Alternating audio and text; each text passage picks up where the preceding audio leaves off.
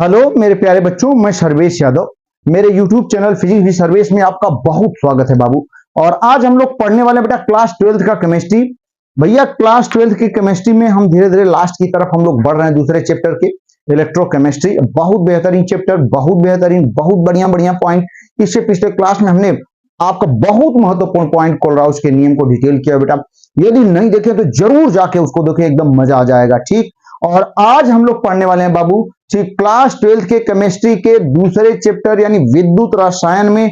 आज हम लोग पढ़ने वाले हैं विद्युत अपघटन, ठीक, इलेक्ट्रोलिसिस। ये विद्युत अपघटन पढ़ेंगे, फैराडे का प्रथम नियम, फैराडे का द्वितीय नियम और विद्युत रासायनिक तुल्यांक। क्या क्या पढ़ना है हम आपको बता देते हैं। 4 हेडिंग आज पढ़ने वाले हैं। ठीक, फर्स्ट क्या है, विद्युत अपघटन क्या है, आपको समझा देंगे एकदम आसान।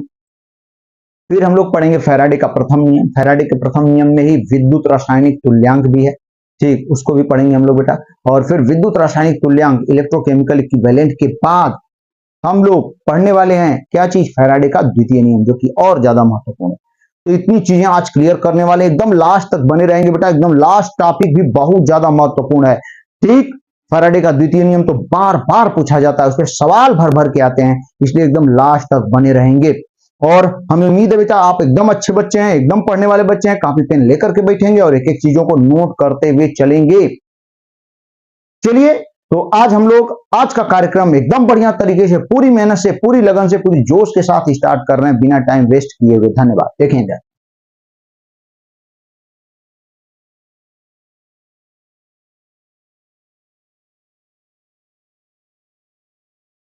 हाँ देखिए बाबू, भैया हो टॉपिक, पहला टॉपिक है इलेक्ट्रोलिसिस यानी विद्युत अपघटन। इलेक्ट्रोलिसिस बहुत आसान शब्दों में हम आपको बताने वाले हैं, एकदम आपकी शब्दों में ही बताएंगे, जिससे तुरंत आपको याद हो जाएगा। भैया हो, बाबू हो, ठीक, मेरे बच्चे, एकदम आप बने रहें, एक एक चीजों को समझते हुए चलें। तो विद्युत अपघटन, इसे हम लोग इंग्लिश में कहते हैं इलेक्ट्रोलिसिस।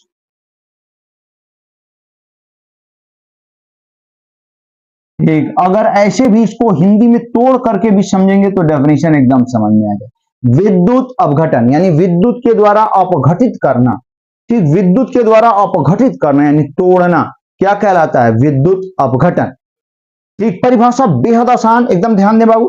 ठीक, तुरंत हम आपको बता देते हैं, किसी विद्युत अपघट्य में, ध्यान दे जा, समझने की कोशिश करें, किसी विद्युत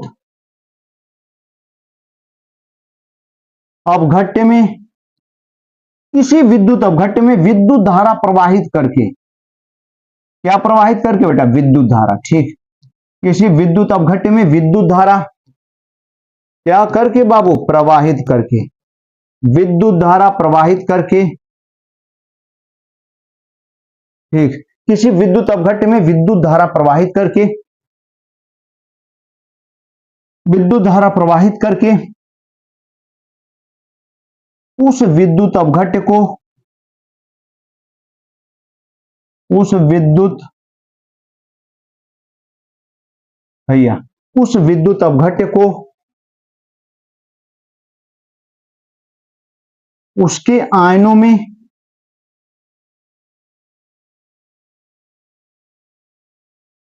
उसके आयनों में विघटित करने की क्रिया या घटना। ठीक, विघटित का मतलब तोड़ना। ठीक, विघटित करने की क्रिया विद्युत अपघटन कहलाती है। कितना आसान। ठीक, ये क्रिया विद्युत, विद्युत धारा के द्वारा तोड़ना है बेटा। ठीक, ये नहीं कि, ठीक, हाँ, की क्रिया विद्युत अपघटन कहलाती है। नहीं कि पानी मिला के तोड़ेंगे, पानी मिलाएंगे तब भी उनके आयन टूटेंगे। ठीक, लेकिन आपको पानी मिला के तनुता बढ़ा के नहीं तोड़ना है, किसके द्वारा तोड़ना है, विद्युत धारा प्रवाहित करके। ठीक, उसके आयनों को, विद्युत अपघट्य में आयन होंगे ही, ठीक, विद्युत अपघट्य के आयनों को विद्युत धारा प्रवाहित करके, ठीक, तोड़ने की क्रिया क्या कहलाती है, विद्युत अपघटन। किसी विद्युत अपघट्य में विद्युत धारा प्रवाहित करके उस विद्युत अपघट्य के को उसके आयनों में विघटित करने की क्रिया विद्युत अपघटन कहलाती है। सही बात है कि नहीं बाबू, एकदम सही बात है बेटा। ठीक, विद्युत अपघटन कहलाती है। सही है ना, हाँ हो, एकदम सही है। ठीक, किसी विद्युत अपघट्य में विद्युत धारा प्रवाहित करके उस विद्युत अपघट्य को उसके आयनों में विघटित करने की क्रिया विद्युत अपघटन कहलाती है।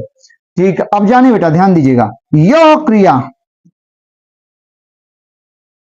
ठीक कहां होती है जानते हैं? यह क्रिया ऐसा कहां देखा जाता है? तो यह क्रिया बेटा विद्युत अपघटनी सेलों में होती है।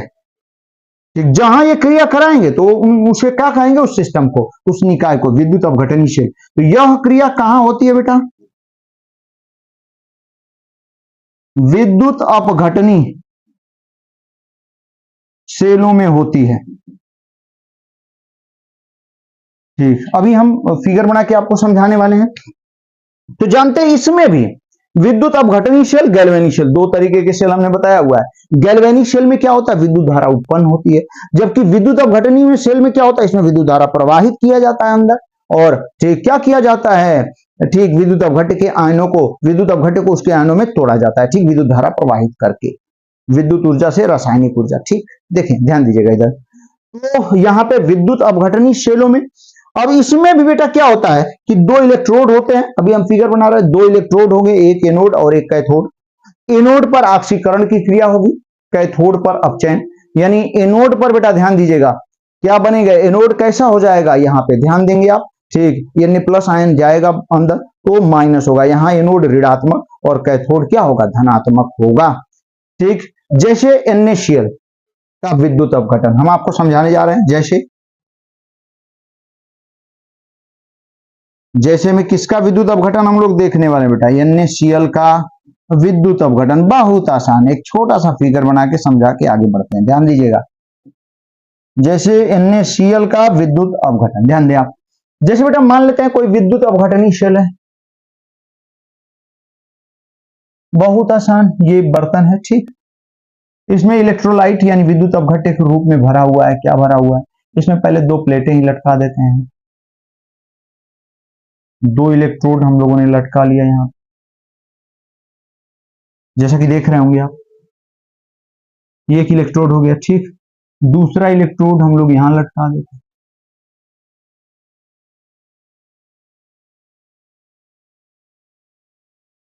ठीक, ये दोनों इलेक्ट्रोड हो गए, सही है ना? एकदम सही।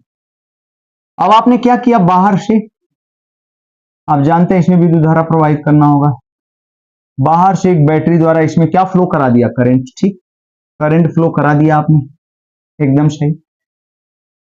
धारा जा रही है तो होगा क्या? ध्यान देंगे आप, ये बैटरी का पॉजिटिव है, ये बैटरी का नेगेटिव है, ठीक। तो यहां पे होगा क्या? यहां से बेटा, यहां इसमें क्या भरा हुआ है? NaCl, जरा ध्यान दीजिएगा, इसमें क्या भरा है बेटा? NaCl, ठीक, NaCl भरा हुआ है इसमें। अब क्या होगा? ये टूट जाएगा, इसमें टूटेगा, Na प्लस और प्लस Cl माइनस है, ठीक, एकदम सही। तो इधर माइनस है तो Na प्लस यहां से निकल करके इस पर जाएगा, ठीक, तो और Cl माइनस बेटा यहां से निकल करके इस पर आएगा, तो ये कैसा हो जाएगा? ऋणावेशित। ये कैसा हो जाएगा बेटा? ऋणावेशित, जैसा कि आप देख रहे हैं। हाँ, ये वाली प्लेट कैसी हो जाएगी? ऋणावेशित, नेगेटिव चार्ज, और ये वाली प्लेट कैसी हो जाएगी? पॉजिटिव।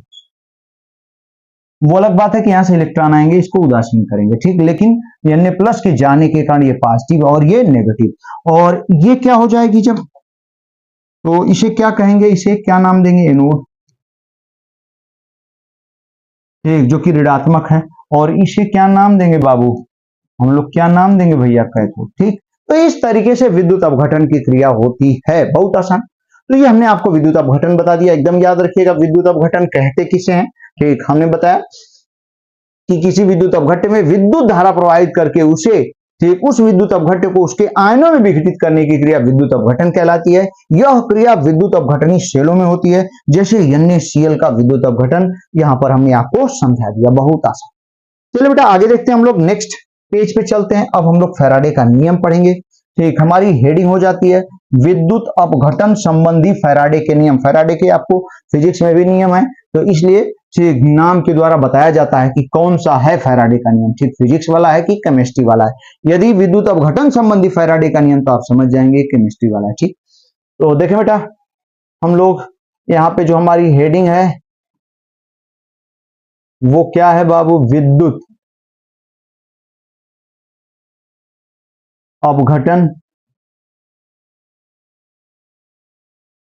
संबंधी फैराडे के नियम।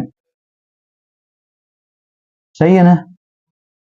हाँ, विद्युत अपघटन संबंधी फैराडे के नियम, ठीक ना, एकदम सही, कोई दिक्कत नहीं, ठीक ना। इसमें प्रथम नियम हम लोग सबसे पहले कौन सा नियम पढ़ने वाले हैं? प्रथम नियम, ठीक। क्या कहता है प्रथम नियम? एकदम ध्यान दीजिएगा, विद्युत अपघटन के बारे में ही बता रहा है, ठीक। प्रथम नियम, ठीक, प्रथम नियम ध्यान देंगे बेटा, क्या कहता है?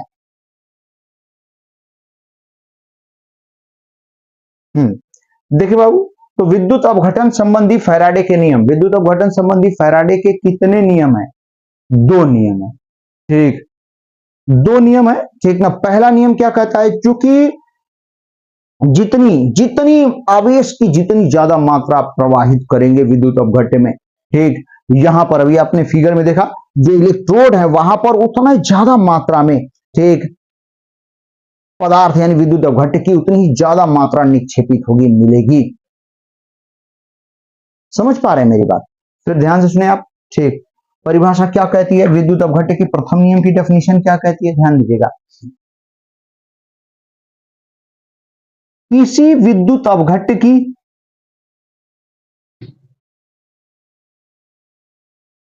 किसी विद्युत अपघट्य की, भैया, किसी विद्युत अपघट्य की कहां पर? ठीक, इलेक्ट्रोडों पर निक्षेपित मात्रा,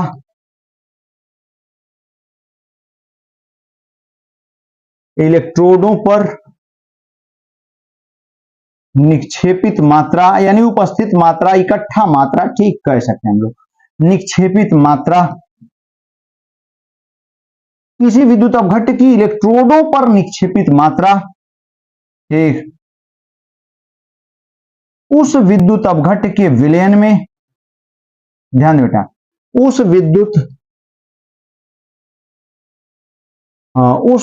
अपघट्य के विलयन में, इतना आसान है, ध्यान दीजिएगा, उस विद्युत अपघट्य के विलयन में प्रवाहित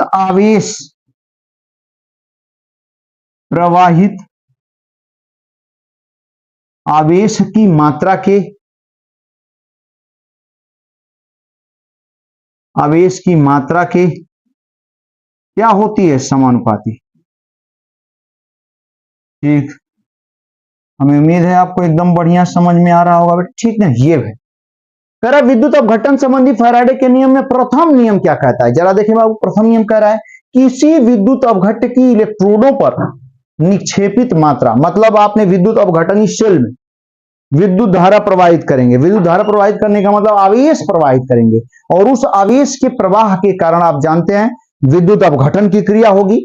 अब आयन इलेक्ट्रोडों पर भाग कर एकत्रित होंगे, जो आयन है, तो यहां पे कहने का मतलब उनकी कितनी मात्रा इलेक्ट्रोडों पर एकत्रित होगी, यह निर्भर करेगा कि कितना आवेश है। तो कॉमन सी बात है, जितने ज्यादा आवेश प्रवाहित करेंगे उतना तेजी से विद्युत अपघटन होगा, और हम कह सकते हैं ठीक इलेक्ट्रोडों पर उतना ज्यादा मात्रा में विद्युत अपघट्य के आयन क्या होंगे, एकत्रित होंगे, ठीक।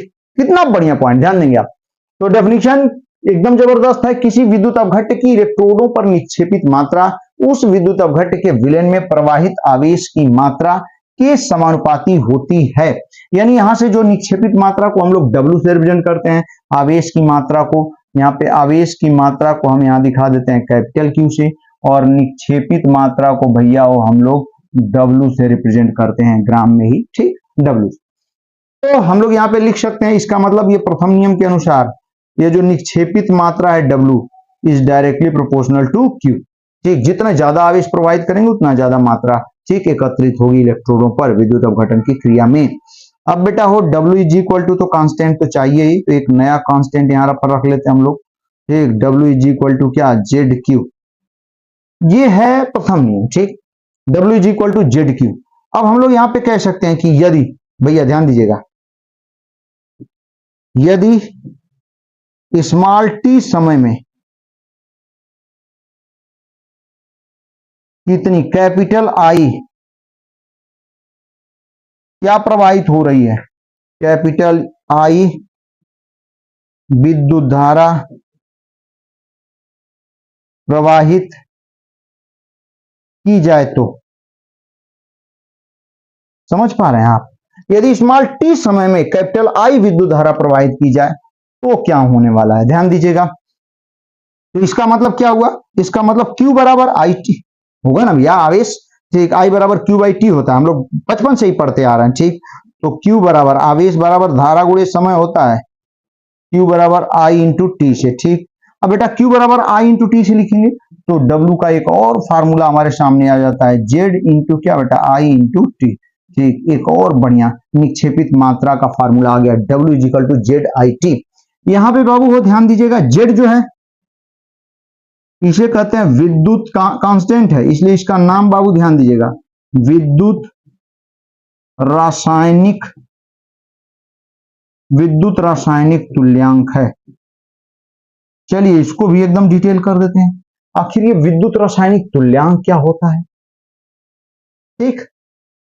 हाँ, विद्युत रासायनिक तुल्यांक क्या होता है, इसको खूब डिटेल कर देते हैं हम लोग। इसकी परिभाषा क्या हो जाएगी, चले प्रथम नियम में ही हम लोग चल रहे हैं, ध्यान दीजिएगा, विद्युत रासायनिक, एक विद्युत रासायनिक क्या तुल्यांक ना भैया, विद्युत रासायनिक तुल्यांक, इलेक्ट्रोकेमिकल इक्विवेलेंट, ठीक ना, विद्युत रासायनिक तुल्यांक, जिसे किससे रिप्रेजेंट कर रहे हैं हम लोग, जेड से। आखिर ये क्या है बेटा, ठीक, जेड। तो परिभाषा के अनुसार पहले फार्मूला बना लेते हैं, फिर उसी से परिभाषा बना देते हैं।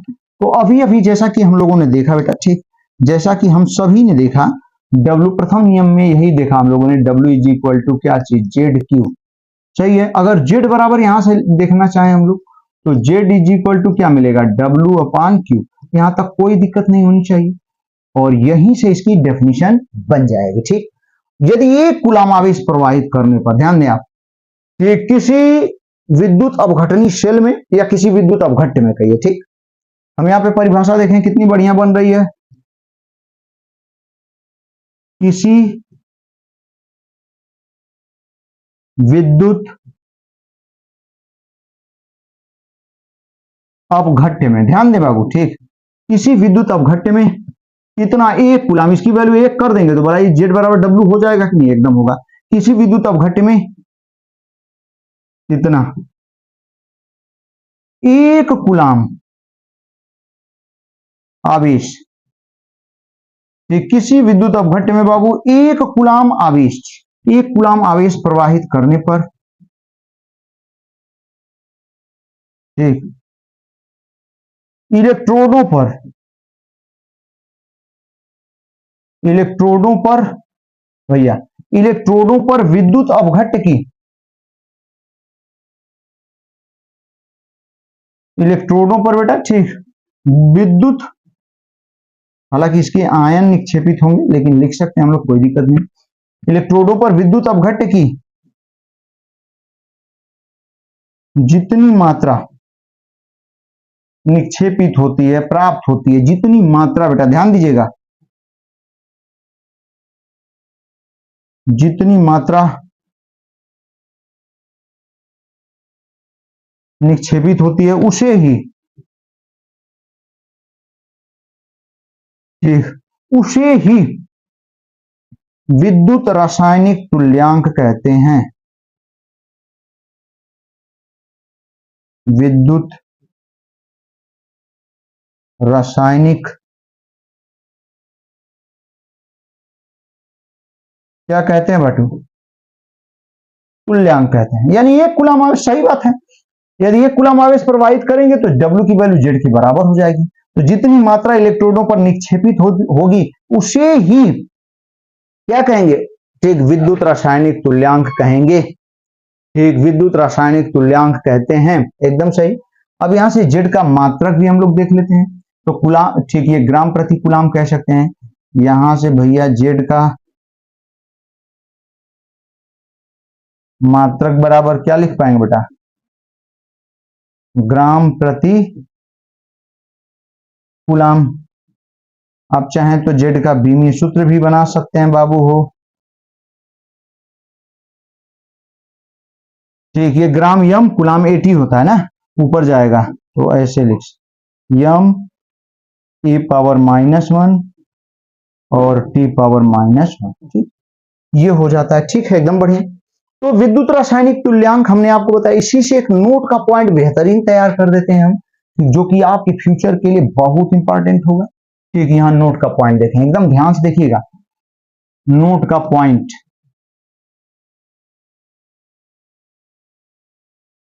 किसी विद्युत अपघट्य के, ध्यान दीजिएगा, कोई विद्युत अपघट्य हो, प्रयोग द्वारा ये पता किया गया, ध्यान दीजिएगा भैया हो।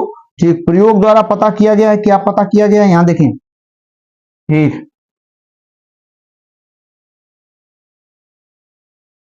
किसी, सभी बच्चे एकदम ध्यान दीजिएगा, किसी विद्युत अपघट्य, ठीक, किसी विद्युत अपघट्य के 1 ग्राम तुल्यांक, किसी विद्युत अपघट्य के 1 ग्राम तुल्यांक, भैया 1 ग्राम तुल्यांक क्या होता है पहले तो यही जान लीजिए, हालांकि बहुत बार पीछे बता चुके हैं। 1 ग्राम तुल्यांक का मतलब तुल्यांकी भार ग्राम में। ठीक, जितना तुल्यांकी भार होगा ग्राम में। तुल्यांकी भार कैसे निकाला जाता है सब बताए बेटा, ठीक, पीछे सारी चीजें क्लियर करते हुए आ रहे हैं। तो किसी विद्युत अपघट्य की 1 ग्राम तुल्यांक, ठीक, हम यहां ब्रैकेट में हालांकि लिख ही देते हैं। तुल्यांकी भार किसमें हो बेटा, ग्राम में। सही है, ठीक है, यहां तक एकदम बढ़िया। हाँ, किसी विद्युत अपघट्य की 1 ग्राम तुल्यांक, ठीक, मात्रा को निक्षेपित करने के लिए, यानी इलेक्ट्रोडों पर प्राप्त करने के लिए, ठीक, निक्षेपित, ध्यान दे बेटा, निक्षेपित करने के लिए जानते हैं कितना आवेश चाहिए, 1 ग्राम तुल्यांक, यानी तुल्यांकी भार के बराबर, ग्राम में तुल्यांकी भार। ठीक, 1 ग्राम तुल्यांक मतलब ग्राम में तुल्यांकी भार। जैसे एग्जांपल हम आपको बता देते हैं, ध्यान दीजिएगा। ठीक, कोई हम लोग निकाल लेते हैं, किसी की भी बात कर लेते हैं, NaCl ही देख लीजिए। ठीक, इसका कितना होता है 23 परमाणु भार, इसका 35.5। तो हालांकि इसका तुल्यांकी भार अणुभार के बराबर ही होगा। ठीक, इसका तुल्यांकी भार अणुभार के बराबर ही होगा। ठीक, ठीक है बेटा, ठीक, इसका तुल्यांकी भार अणुभार के बराबर ही होगा। तो इसका जितना भी आ जाए हम बता ही देते हैं। 0.5 आ गया, 5 3 8 आ गया और 3 2 5, यही ना भैया, सही है। 58.5 ग्राम ये तुल्यांकी भार है इसका, या अणुभार भी कह सकते हैं, कोई दिक्कत नहीं। इतना ग्राम, ठीक, इसे हम चाहेंगे तो कह सकते हैं कि NaCl का 1, ठीक, ग्राम तुल्यांक है। इतना ग्राम जो होगा, ठीक, इसे ही हम लोग तुल्यांकी भार ग्राम में को ही 1 ग्राम तुल्यांक कहते हैं। एकदम याद रखिएगा, कभी मत भूलिएगा बेटा। ठीक, हाँ, एकदम मत भूलना है आपको। चले, ठीक, 1 ग्राम तुल्यांक, हमें उम्मीद है कि आप एकदम बढ़िया समझ गए होंगे, पीछे भी हमने बहुत बार बताया हुआ है। ठीक, किसी विद्युत अपघट्य के 1 ग्राम तुल्यांक, यानी तुल्यांकी भार ग्राम में मात्रा को निक्षेपित करने के लिए, ध्यान देंगे आप, निक्षेपित करने के लिए कितना कूलाम आवेश चाहिए, बहुत महत्वपूर्ण। कितना भैया, 96,500 कूलाम, बाबू हो ध्यान देंगे, इतना कूलाम आवेश की आवश्यकता होती है। कभी मत भूलिएगा, प्रायोगिक चीज है ये याद रखने वाली बात है। ठीक, मतलब किसी विद्युत अपघट्य के 1 ग्राम तुल्यांक, मतलब उसके तुल्यांकी भार जितना है उतना ग्राम में मात्रा को यदि प्राप्त करना है तो कितना आवेश प्रवाहित कराना होगा बैटरी के द्वारा, 96,500 भैया कूलाम। इतना चार्ज जब फ्लो कराएंगे तब जाके 1 ग्राम तुल्यांक, यानी तुल्यांकी भार ग्राम में, जैसे NaCl है, एक 58.5 ग्राम यदि NaCl प्राप्त करना है, ठीक है, इसको इतनी मात्रा विघटित करनी है, ठीक, इलेक्ट्रोडों पर भेजना है उसको, ठीक ना, तो कितना 96,500 कूलाम आवेश प्रवाहित कराना होगा। सही है, ठीक है, एकदम सही, कोई दिक्कत नहीं। अगर बाबू यहां पे इसी की सहायता से हम लोग विद्युत रासायनिक तुल्यांक Z का मान ज्ञात करने की कोशिश कर रहे हैं, माना, समझे इधर, माना एक, इधर देखें, माना एक विद्युत अपघट्य, ध्यान दे बाबू, माना एक विद्युत अपघट्य का तुल्यांकी भार, तुल्यांकी भार कितना है, कैपिटल ई, ठीक। तो 1 ग्राम तुल्यांक बराबर कैपिटल ई ग्राम हो जाएगा, कैपिटल ई ग्राम, तुल्यांकी भार ग्राम, एकदम आसान, इतना है, ठीक है। चलिए अब हम पॉइंट पे चलते हैं। क्या पॉइंट कर रहा है, चूंकि जो यहाँ पे जो भी चीजें लिखी हुई हैं उसी के आधार पर, चूंकि हम यहाँ पे कह सकते हैं 96,500 कूलाम आवेश से कितना कैपिटल ई ग्राम मिलेगा, मिलेगा कि नहीं, कोई भी इलेक्ट्रोड, ठीक है, ये इलेक्ट्रोड जिसका तुल्यांकी भार ई है, 96,500 कूलाम आवेश से कैपिटल ई ग्राम मिलेगा। इसलिए 1 कूलाम आवेश से कितनी मात्रा निक्षेपित होगी, ठीक, हाँ 1 कूलाम आवेश से बाबू अगर देखेंगे आप तो देखें तो 96,500 से डिवाइड करना पड़ेगा, यानी ई अपान 96,500, 1 गुलाम आवेश, 1 कूलाम आवेश से इतनी मात्रा मिलेगी, और 1 कूलाम आवेश से जितनी मात्रा मिलती है, देख रहे ना आप, किसी विद्युत अपघट्य में 1 कूलाम आवेश प्रवाहित करने पर इलेक्ट्रोड पर विद्युत जितनी मात्रा निक्षेपित होती है उसे विद्युत रासायनिक तुल्यांक कह सकते हैं, एकदम सही, मतलब 1 कूलाम आवेश से इतनी मात्रा मिलेगी, मतलब ठीक इसे ही विद्युत रासायनिक तुल्यांक कहेंगे। बढ़िया है कि नहीं, एकदम मस्त है बाबू, ठीक ठीक। हम यहाँ पे कह सकते हैं, यहाँ पे लिख सकते हैं, क्या लिख देते हैं, विद्युत रासायनिक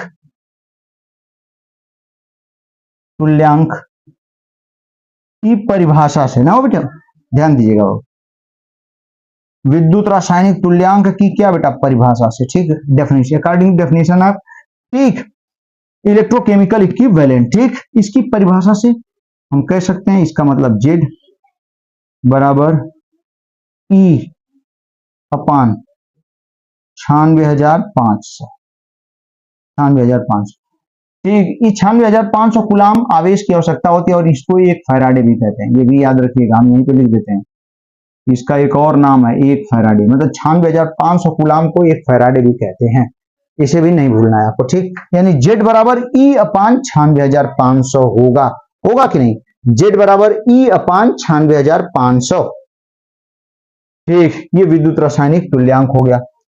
अब चाहे, ठीक, ई अपान 96,500, अगर क्यू डब्ल्यू लिखना है, यहां से डब्ल्यू निकालना है, तो हम चाहेंगे तो डब्ल्यू बराबर भी यहां लिख सकते हैं, डब्ल्यू बराबर क्या है, जेड क्यू, सही है ना, और जेड की वैल्यू कितनी आ गई, ई अपान, कितना बढ़िया पॉइंट, 96,500 इंटू कैपिटल क्यू, ठीक, और बढ़िया यदि तोड़ना चाहें तो तोड़ सकते हैं हम लोग, ई अपान या ई आई टी ना, क्यू का मतलब I T, E I T upon क्या लिख सकते हैं, सब बेहतरीन बेहतरीन फार्मूले हैं बेटा, ठीक, 96,500, ये भी हो जाएगा एक, ठीक, हाँ ये भी हो जाएगा बेटा, हाँ। तो इस तरीके से ये कितना बढ़िया पॉइंट हम आपको बता रहे हैं, कितना बेहतरीन पॉइंट बेटा, एक एक चीज नोट करते हुए चलें और 3-3 4-4 बार पढ़ें इसको, ठीक, बहुत महत्वपूर्ण पॉइंट है। तो ये बेहतरीन पॉइंट हमने बताया आपको, ठीक, बढ़िया बढ़िया फार्मूले भी हमने डिराइव किया यहाँ पे, ठीक। अब हम लोग बेटा चलते हैं फैराडे का द्वितीय नियम, प्रथम नियम से संबंधित ये पूरी बातें हैं और कुछ भी भूलना नहीं है, एकदम नोट कर लीजिए और इसको 3-4 बार पढ़िए, अपने से लिख के तैयार कर लें इसको, ठीक। तो चले बेटा अब हम लोग अगले पेज पे चलते हैं और द्वितीय नियम पढ़ते हैं, फैराडे का द्वितीय नियम, सेकेंड लॉ, सेकेंड लॉ क्या कहता है, हाँ द्वितीय नियम भैया,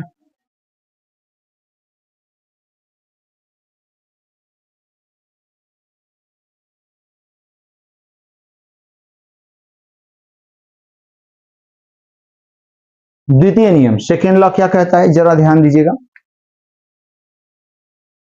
हाँ द्वितीय नियम कहता है कि जितना आवेश प्रवाहित करेंगे,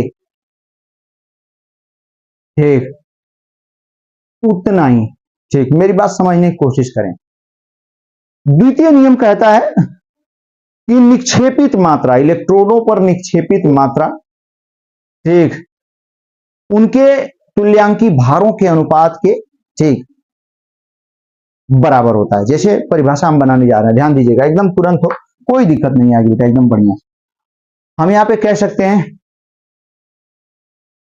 जब दो आवेशों में, दो विद्युत अपघट्यों में, देखें परिभाषा, जब दो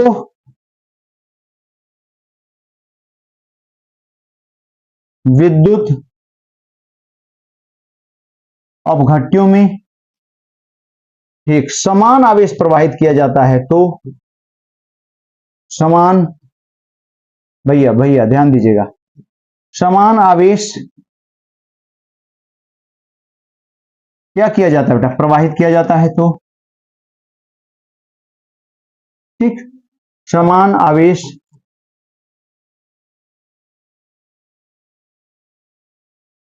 देखिए जब दो विद्युत अपघट्यों में समान आवेश प्रवाहित किया जाता है तो,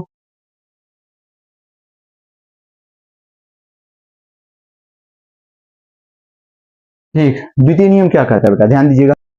हाँ देखो बेटा, जब दो विद्युत अपघट्यों में समान आवेश प्रवाहित किया जाता है तो, समान आवेश प्रवाहित किया जाता है तो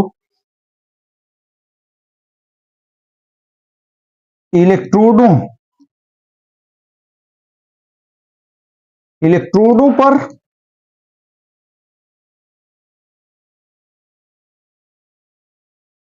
ठीक, इलेक्ट्रोडों पर निक्षेपित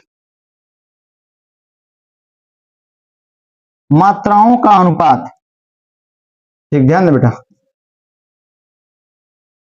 अनुपात, निक्षेपित मात्राओं का अनुपात, इलेक्ट्रोडों पर निक्षेपित मात्राओं का जो अनुपात होता है, ठीक, निक्षेपित मात्राओं का अनुपात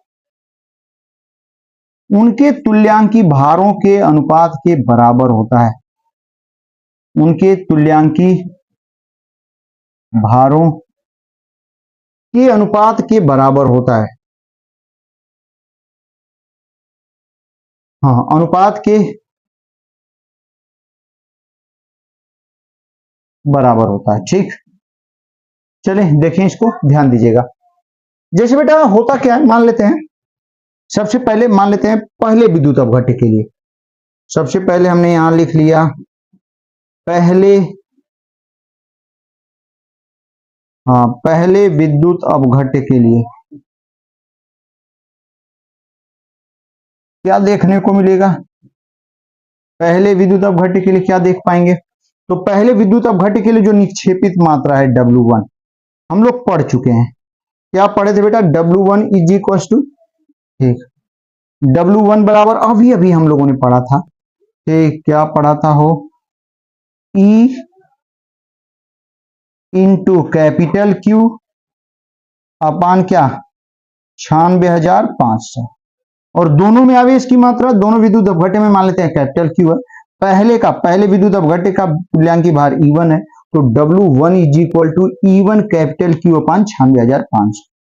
यहां पे इसको समीकरण फर्स्ट दे लेते हैं। अब देखें दूसरे विद्युत अपघट्य के लिए बहुत आसान है, दूसरे, हाँ विद्युत अपघट्य के लिए बाबू, ठीक, दूसरे विद्युत अपघट्य के लिए क्या लिख सकते हैं, यानी W2 इज इक्वल टू, अभी अभी हम लोगों ने पढ़ा हुआ है E2, समान आवेश दोनों में रखना है कैपिटल Q, और अपान हम लोगों ने क्या देखा था 96,500। ये समीकरण क्या हो गया, सेकेंड। अब समीकरण फर्स्ट में समीकरण सेकेंड से डिवाइड कर लेते हैं, समीकरण फर्स्ट अपान क्या बाबू, समीकरण सेकेंड, कितना बढ़िया। और फर्स्ट में सेकेंड से डिवाइड करेंगे बेटा तो क्या मिल जाएगा हम लोगों को, W1 upon W2 is equal to, ठीक, क्या लिख पाएंगे, ध्यान दीजिएगा, E1 capital Q upon 96,500, E2 capital Q, दोनों में आवेश का मान समान होना चाहिए, इस चीज को एकदम ध्यान दीजिएगा, सब कैंसिल हो रहा है, कैपिटल Q का 96,500 96,500 कैंसिल हो गया, यानी W1 upon W2 is equal to क्या मिला बेटा, E1 अपान E2।